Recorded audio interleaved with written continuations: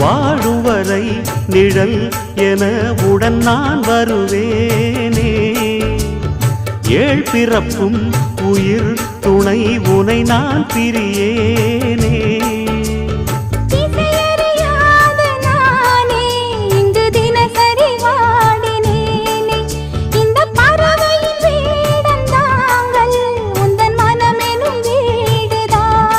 நீண்ட காலம் நேர்ந்த சோகம் நீங்கி போக நானும் தீண்ட யோகம் விளங்கிட. பூமிக்கொரு பாரம் என்று எண்ணி இருந்தேன், பூமுடிக்க யாரும் இன்றி கண்ணி இருந்தேன். சொந்தமின்றி பந்தமின்றி நானும் இருந்தேன்.